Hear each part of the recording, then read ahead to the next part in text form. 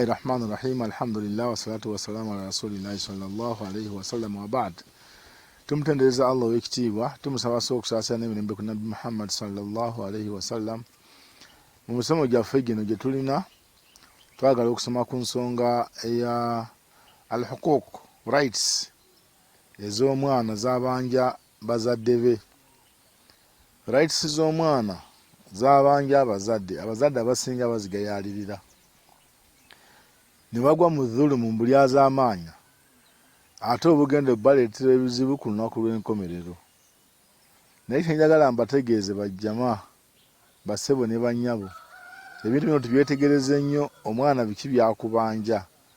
Rights z'omwana zibeera zitandikira ddala nga tonnamuzaala, ng'omulowoozaako bulowooza bw'otandikira okukula n'ogamba nti nja kuwasa gye bujja luvannyuma myaka 2 oba 3 otandikirawo okubeera nga omwana oyo akubanja nga tonnamuleeta ku nsi akubanja, kubanga abaana bano kullukum ra'in wa kullukum mas'ulun an ra'iyatihi, ffenna tuli balabirizi oba kigambe tuli balunzi, naye buli omu agenda kubuuzibwa kye yalabirira.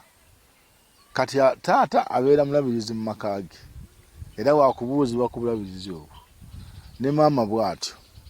Kaakati abaana bano bwe tubanga bwetyo bwe tuli gibeera misaayi gyaffe, embeera gye mulaba kati eri mu ggwanga evudde ku bantu kubutafaayo ku rights z'abaana bano. Omwana n'atuuka okubeera nga yasamba abantu tteke abanyaga essente, ensi kati eri ku bunkenke olw'abaana ffe bennyini be twazaala. Naye olw'okuba nga twagayaalira ddala abaana bano nga rights zaabwe ze batubanja, kubanga ze zikola ekinyusi ky'okubeera nga ku nsi bajja kubeeramu omugaso n'okubeeramu omulamwa. Kati ekisooka, al-muslim ya'tarifu bi anna lilwalad huquqan. Kirungi okiteeke mu mutima bw'oba nga oli musiraamu ddala omukkiriza, okimanye nti omwana newankubadde gwamuzaala, naye omwana oyo ateekeddwa okubeera nga alina kyakubanja, alina rights ezize ng'omwana. Tuleme kulowooza nga mulowooza mbu olw'okubanga ate oyo omwana manja kize muzaala. Waliyo abazadde abamu balowooza nti omwana olw'okubanga muzaala talina kyayinza kukubanja, tolina kyoyinza mukolera. Nedda bassebo ne bannyabo, omwana balina bingi bye batubanja. Naam, yajibu alayhi adauha lahu, nga rights ezo oteekeddwa ozituukiriza eri omwana oyo, nga bw'otozituukiriza zijja kuleetera omutawaana wa adaban. Ate waliyo n'empisa ffe ng'abazadde zetuteekeddwa okweyisaamu awali abaana, ng'oluusi ze zibaleetera abaana abo okukyuka. Abaana abo ne baali badde balungi, kubanga Nabbi sallallahu alayhi wasallam yagamba nti kullu mawludin yuladu ala alfitra, buli mwana azaalibwa ali ku mulamwa ogw'eddiini y'Obusiraamu. Naye fa abawaahu abazadde be bamukyusa olw'omugayaalirira n'olutamanya okukuze. Kati omwana mu bintu byakubanja namba 1 nga tonnaba muzaala, omulowoozaako bulowooza, ikhtiyaru azawja au zawju salih lahu. Omwana muyambe nga kumuleeta ku nsi tonnamuzaala, muyambe omulondere maama gw'ogenda omumuzaalamu oba taata agenda omukuzaalamu nga mutuufu.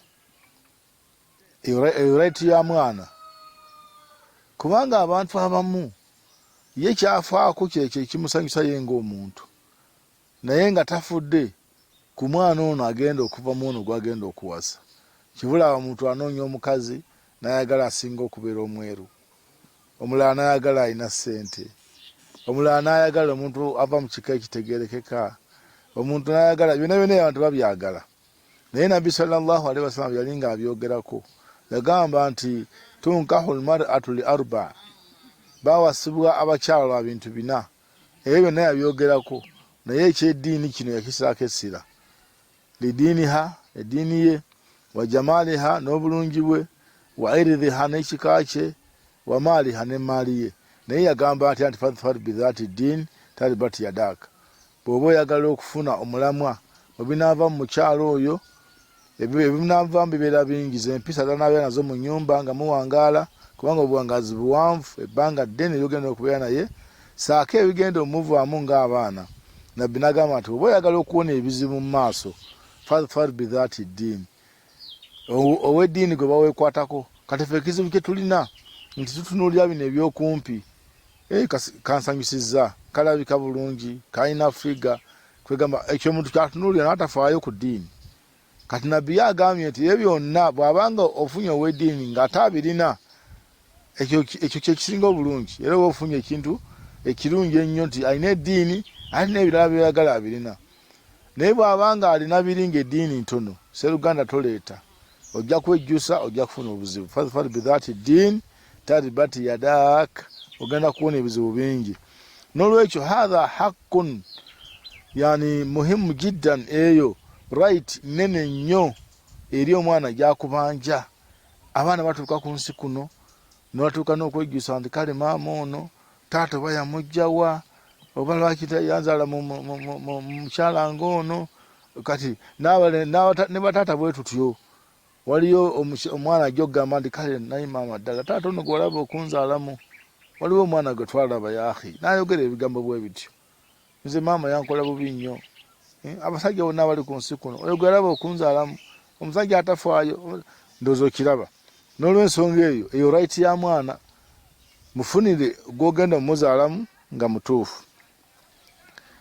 Ensonga ey'okubiri, omwana right gyakubanja omala okumuzaala, husnu tasmiyatihi, omwana akubanja okumulondera erinnya eddungi. Bannanga abantu batuuma amannya, ennaku zino tulina obuzibu, abantu bakubira amasimu, seeka nondera ku linnya eddungi. Waliwo yankubira essimu n'angamba seeka nazadde omwana wa buwala njagalayo ku linnya eddungi lye mba mutuuma, ne mugamba Aisha. Seeka nedda, Aisha nedda, Khadija. N'agamba seeka ate Khadija, naye saagala, mugamba Fatima. N'agamba Fatima seeka, kale Amina gonna n'agagaana. Naye ng'amannya ge namuwa geetoololera ku bantu ba Nabbi sallallahu alaihi wasallam. Amina ye yazaala Nabbi sallallahu alaihi wasallam, Aisha mukyala wa Nabbi ne Khadija, Fatima muwala wa Nabbi. Naye olaba abo bonna yabagamba nti saagala, oyagala liriwa? Hana kati seeka amanyago gatu gaavaako. Neweebuuza ni yagamba nti gaavaako. N'ab'obulenzi bwe batyo ewattawaanya omugamba Abdallah nti nedda seeka, bagenda muyita Abdallah. N'omugamba Abubakar nti seeka nedda eryo kadde nnyo. N'omugamba tewaliwo linnya ppya, kulwokubanga ebigambo bye tukozesa kati Allah yabigiriza Adamu dda byonna. N'olwekyo nga teriyo linnya ppya, naye abantu balemereddwa okutuuma amannya amalungi. Amamu batuuma abaana amannya, ogenda okumugulira amakulu g'erinnya lye yatumye omwana we, Allahu akbar, nga makulu mabi nnyo. N'olwekyo bajjama tulina okwetegereza. Allah subhanahu wa ta'ala agenda kutuleeta oba abaana bafuna obuzibu nga tumaze okubazaala ne tubawa amannya amabi. Ensonga endala, omwana gyakubanja, dhabhul aqiqa anhu yawma sabihi, omwana akubanja, rights zakubanja kwe kubeera nga okola ki, ng'omusalira aqiqa. Nabbi sallallahu alaihi wasallam yagamba kullu mauludin murtahanun bi aqiqatihi tudhbahu anhu yawma sabihi. Omwana mu bintu byakubanja aqiqa, kuba Nabbi agambye nti buli mwana azaalibwa emikisa gye, obugagga bwe, okwagalwa kwe wa Allah subhanahu wa ta'ala byetoledde ku aqiqa gy'omusalira. Ogyemusalira wezi nnaku 7 oba 20 oba 14 oba 21 oba wonna oba osoboledde. Naye leero abantu obalaba bakolera abaana bye batababanja. Ekyo leero y'omwana esooka si birthday, kubanga omuntu akolera omwana birthday buli mwezi, ayagala mukolere manya buli mwaka ayagala mukolere birthday buli mwaka. So nga aqiqa bajja kubanja mu buwangazi bw'omwana omulundi gumu nga omwana akyali muwere. N'olwekyo bannaye tumanye ekituufu kye kiriwa. Omwana akubanja aqiqa afune emikisa wa Allah subhanahu wa ta'ala. Omukolera birthday esukka n'essente ezayisa za aqiqa.